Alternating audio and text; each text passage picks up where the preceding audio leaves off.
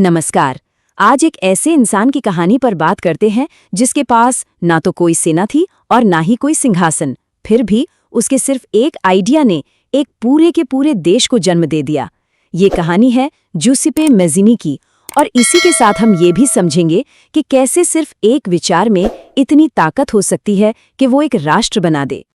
तो यहीं से एक बड़ा सवाल उठता है ना, कि क्या सच में एक आइडिया, एक विचार तलवार से ज्यादा ताकतवर हो सकता है? यही सवाल आज की हमारी इस पूरी कहानी का सेंटर पॉइंट है, क्योंकि हम एक ऐसे इंसान को जानने वाले हैं जिसके शब्द गोलियों से भी ज्यादा असरदार साबित हुए। और यहीं पर जूसेप्पे मैज़ीनी की जिंदगी का सबसे बड़ा, सबसे दिलचस्प पैराडॉक्स सामने आता है। सोचिए, एक ऐसा क्रांतिकारी जो अपनी जिंदगी में लगभग हर लड़ाई हार गया, लेकिन उसी के विचारों ने आखिरकार इटली जैसे देश को बना दिया। है ना कमाल की बात? तो ठीक है, चलिए अब कहानी में गहराई से उतरते हैं। देखिए, मैज़ीनी को समझने के लिए ना हमें पहले उस दौर को, उस ऐतिहासिक तूफान को समझना होगा जिसने उनके काम के लिए जमीन तैयार की। और इसकी शुरुआत होती है एक बहुत बड़ी जबरदस्त घटना से। एक पल के लिए सोचकर देखिए, एक ऐसी दुनिया जहां किसी की किस्मत उसके पैदा होने के साथ ही तय हो जाती थी। राजा को भगवान का भेजा हुआ दूत माना जाता था, और आम इंसान, उसकी तो कोई आवाज ही नहीं थी। फिर आई फ्रांसीसी क्रांति, और ये कोई मामूली क्रांति नहीं थी। ये एक ऐसी आंधी थी जिसने सदियों पुरानी इस पूरी की पूरी व्यवस्था की नींव तक हिलाकर रख दी। और देखिए, इस क्रांति ने सिर्फ एक राजा को नहीं हटाया, इसने नए और बहुत ही पावरफुल आइडियाज को जन्म दिया। जैसे सामंतवाद की जंजीरें टूटने लगीं।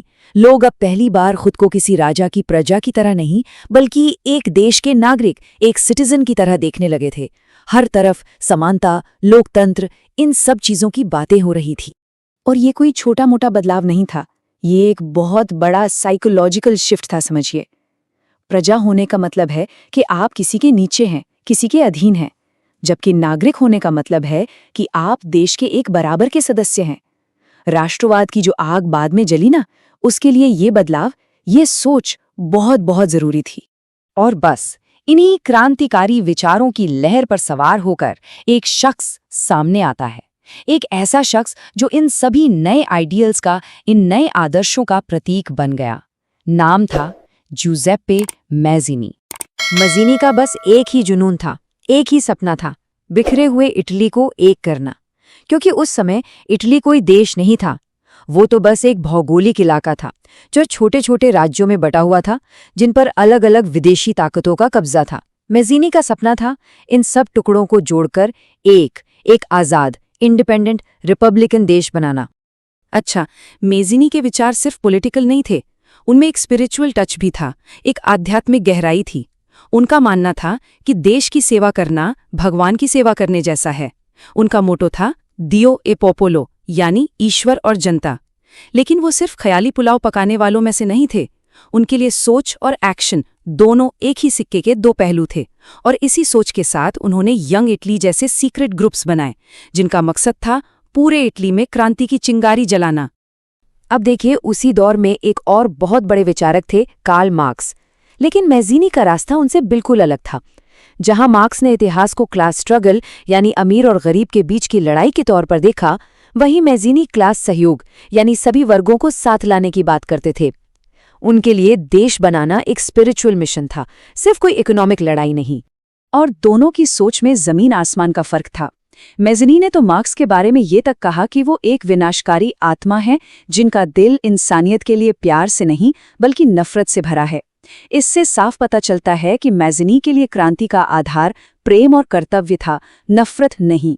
यही उनकी विचारधारा का कोर था। तो मैज़ीनी के शब्द, उनके विचार, उनमें तो आग थी।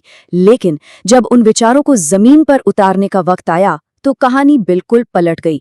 अब बात करते हैं उनकी जिंदगी के उस हिस्से की जहां उनके सपनों और कड़वी हकीकत के बीच एक लंबी और नाकाम लड़ाई चली।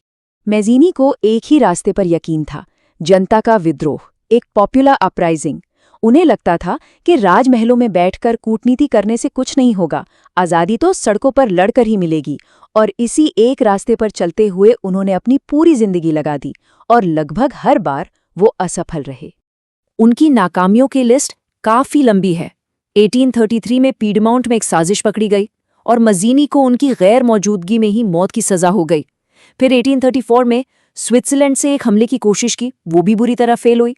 1849 में तो उन्होंने रोम में एक गणराज्य बना भी लिया, लेकिन कुछ ही समय में फ्रांसीसी सेना ने आकर उसे तबाह कर दिया। मतलब एक के बाद एक मिलान, कैलाब्रिया, हर जगह विद्रोह की कोशिश हुई और हर बार उसे बेरहमी से कुचल दिया गया।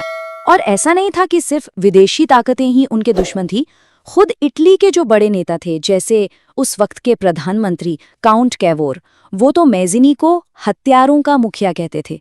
उनकी नज़र में मैज़िनी कोई हीरो नहीं, बल्कि एक खतरनाक कट्टरपंथी थे, एक आतंकवादी। और इसी वजह से उन्हें अपनी जिंदगी के कई दशक देश से बाहर निर्वासन में बिताने पड़े, ज्यादातर वक्त लंदन में। लेकिन वहां बैठकर भी वो चुप नहीं रहे, लगातार खत लिखते रहे, नई नई साजिशें रचते रहे, जो कि कभी कामयाब नहीं हुई। जरा सोचिए, लगातार हार का सामना करना, अपने ही देश से दूर रहना, फिर भी हिम्मत ना हारना, ये उनकी जबरदस्त इच्छा शक्ति को दिखाता है। तो फिर सवाल वही है कि अगर माज़िनी अपनी पूरी जिंदगी बस फेल ही होते रहें, तो आज हम उनकी बात कर ही क्यों रहे हैं? चलिए अब उनकी लेगेसी को समझते हैं। एक ऐसी विरासत जो बहुत कॉम्प्लेक्स है, बहुत गहरी है और जहां हार में ही जीत छिपी हुई है। और यहीं पर उनकी जिंदगी की सबसे बड़ी विडंबना, सबसे बड़ी आयरनी सामने आती है। देखिए, इटली एक तो हुआ, वो देश बना भी, लेकिन वैसा नहीं बना जैसा मैज़िनी चाहते थे। उनका सपना था एक लोकतांत्रिक गणराज्य का, एक रिपब्लिक का, और बना क्या? एक राजशाही, एक किंगडम। और मैज़िनी ने इस नए इटली को कभी दिल से स्वीकार नहीं किया। लेकिन उनकी विरासत की सबसे हैरान करने वाली बात तो ये है कि उनके विचारों से प्रेरणा किस किस ने ली। आप देखिए, एक तरफ हैं अमेरिका के राष्ट्रपति वुड्रो विल्सन और महात्मा गांधी जैसे लोग जो लोकतंत्र की बात करते थे, और दूसरी तरफ इटली का फांसीवादी नेता बेनिटो मुसोलिनी और हिंदुत्व के संस्थापक विनायक सावरकर। मतलब एक ही इंसान के विचार डेमोक्रेट्स को भी प्रेरणा दे रहे हैं और कट्टर राष्ट्रवादियों को भी। ये कैसे हो सकता है? इसका जवाब छिपा है मैज़िनी के विचारों के लचीलेपन में। शायद यही उनकी खूबी भी थी और खामी भी। जो लोकतंत्र को मानते थे, उन्होंने उनके विचारों में जनता की आवाज को सुना, और जो सत्तावादी थे, उन्होंने राष्ट्र के लिए सब कुछ कुर्बान करने का नारा उठा लिया। मतलब एक ही विचार को पॉलिटिकल स्पेक्ट्रम के दोनों सिरों पर खड़े लोगों ने अपने अपने हिसाब से इस्तेमाल किया। और आखिर में हुआ ये कि 1872 में उनकी मौत हो गई, अपने ही देश में, एक निर्वासित की तरह। उन्होंने अपने सपनों का गणराज्य तो कभी बनते नहीं देखा, और जो राजशाही वाला इटली बना, उसे उन्होंने कभी मान्यता नहीं दी। फिर भी इतिहास आज उन्हें इटालियन राष्ट्रवाद का पैगंबर कहता है, वो पैगंबर जिसके विचार ने एक देश को जन्म दिया। तो चलिए अपनी कहानी के उसी शुरुआती सवाल पर वापस चलते हैं। मैज़िनी अपनी जिंदगी में एक भी लड़ाई नहीं जीत पाए, लेकिन उनका विचार वो जीत गया। तो उनकी कहानी हमें ये सोचने पर मजबूर करती है कि क्या जीत से ज्यादा विचार मायने रखते हैं? क्या इतिहास सिर्फ जंग जीतने वाले ही लिखते हैं, या वो लोग भी लिखते हैं जिनके शब्द सदियों तक गूंजते रहते हैं?